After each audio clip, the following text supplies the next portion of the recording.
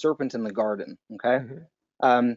So in the unseen realm, you basically say the serpent's more than just an animal. The serpent is a divine being of some kind that rebels, right, against God in the Mhm. garden. And Mhm. you spend chapters 10 and 11 unpacking your reasons for why this is.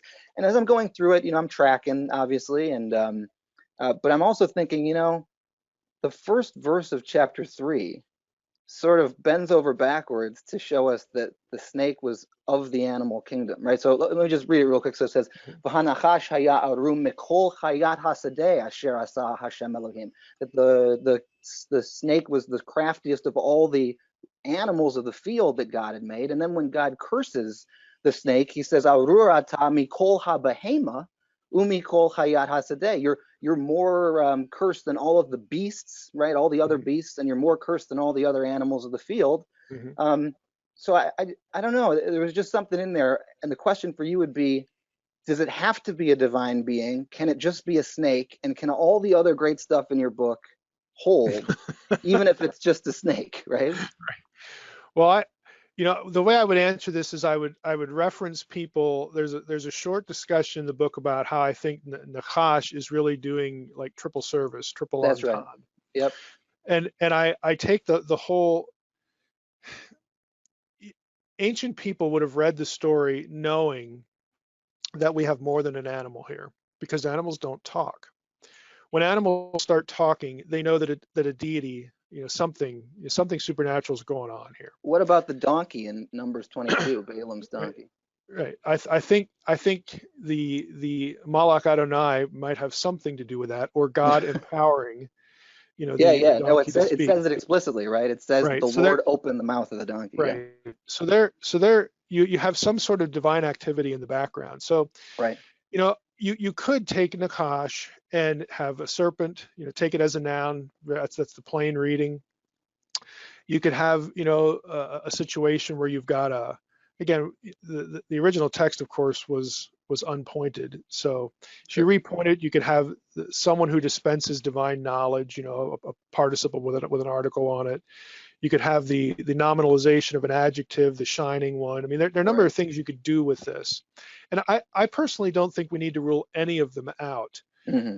My contention is that what we have going on here is a divine rebellion. Whether we want to say the divine rebel showed up in the form of a serpent and a snake. Mm. And so in the story, God is judging a snake, and this is what you'd say to a snake, and all that kind of stuff. Right. You could have that. I tend to read it metaphorically, Sure. though, that the serpent was indeed smarter, more subtle, craftier, whatever you're going to do, whatever you're going to say. The entity behind or in this thing, or Mm. manifesting as this thing. Yeah, he is a lot smarter than any Got it. animal or beast of the Got field. it. He Okay. is, Yeah. and when he's cursed, that he wants to be like the Most High, because I believe that Isaiah 14 and Ezekiel 28 Right. and Genesis 3 are drawing on the same idea of a divine rebellion. I don't think they Mm. have to be necessarily written, like at the same time or in conjunction, hey, what are you working on today? It's in Sure. the No, same room, exactly. that kind of thing.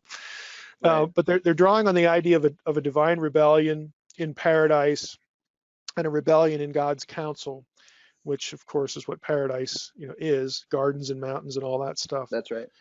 Yeah. So they're drawing on the same thing. So I want to let the three of them complement each other Mm. in terms of reading, sort of canonically, if we want to say that. Hmm. And what I mean by that is, when we have the final product. Yep. So when he's cursed, instead of being like the Most High, instead of getting to run the show, now Right. he's going to be literally beneath, the beast of the field. Sure. He's Right. going to be cast to the ground, cast to the Eretz. Okay, in one text, Eretz, of course, is a term used elsewhere for the underworld. So it can be both. Again, we don't have to say it's one or the other. It can be both. Mm. But the vocabulary suggests a humiliation, and Right. and and again, metaphorically, this is about as low as you can get. So you wanted to be the Most High. When are you going to be the most low? Sure. You wanted to be Lord of creation, Lord of Eden, Lord of the divine council, living space. Well, now you're basically lower than dirt. Mm, That's the way I read the passage. But I don't think we have okay. to. I don't think we have to pick one bucket over three. I think an ancient reader would read the passage and read the story and see a serpent, but he would also know that, well, that's not really what's going on here. Right. And we get the same sense, in the New Testament and in the Second Temple, in the development of how this particular rebel is talked about, the Right. terms that are applied to him. One of them would be Satan at that point. Sure. You get this idea that, well, what's going on there is just more than, well, God made this animal and this one happened to be able to talk. There's just more to it than that.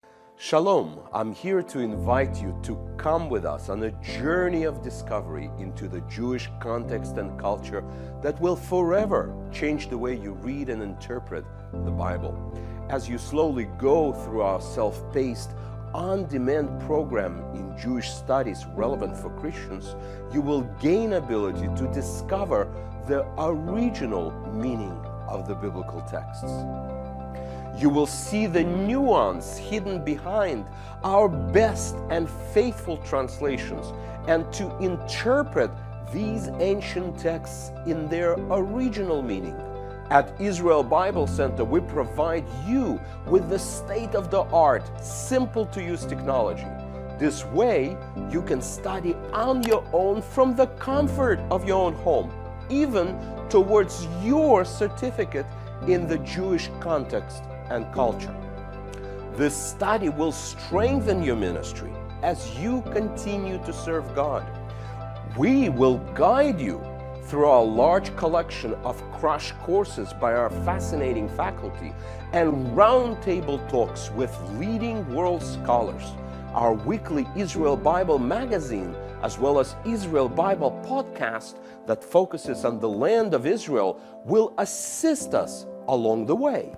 We believe that the Bible does not need to be rewritten, but it needs to be carefully reread. Click the link and register today to our wide variety of biblical courses.